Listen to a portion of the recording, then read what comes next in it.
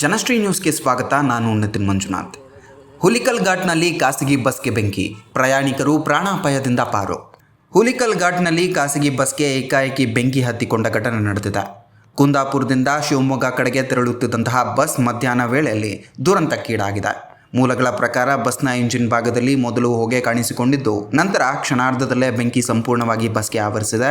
ಬಸ್ನಲ್ಲಿ ಚಾಲಕ ಮತ್ತು ನಿರ್ವಾಹಕ ಸೇರಿ 30 ಪ್ರಯಾಣಿಕರು ಪ್ರಯಾಣಿಸುತ್ತಿದ್ದರು.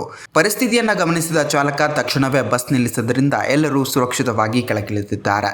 ಪ್ರಾಣಾಪಾಯದಿಂದ ಪಾರಾಗಿದ್ದಾರೆ. ಅದೃಷ್ಟವಶಾತ್ ಯಾವುದೇ ಪ್ರಾಣಹಾನಿ ಅಥವಾ ಗಾಯಗಳಾಗಿಲ್ಲ. ಬೆಂಕಿ ತೀವ್ರತೆಯಿಂದ ಬಸ್ ಸಂಪೂರ್ಣವಾಗಿ ಸುಟ್ಟು ಕರಕಲಾಗಿದ್ದು, ಭಾರೀ ಆರ್ಥಿಕ ನಷ್ಟ ಸಂಭವಿಸಿದೆ. ಅಗ್ನಿಶಾಮಕ ದಳ ಸ್ಥಳಕ್ಕೆ ಆಗಮಿಸಿ ಬೆಂಕಿಯನ್ನು ನಿಯಂತ್ರಣಕ್ಕೆ ತಂದಿದೆ.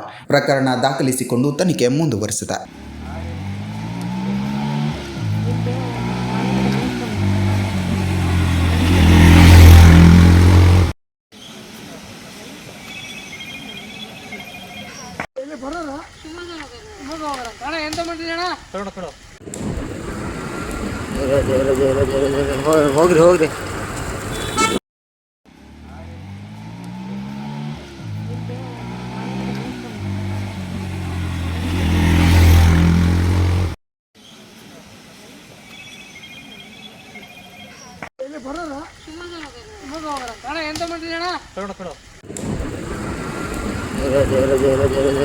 ಹೋಗ್ರಿ ಹೋಗ್ರಿ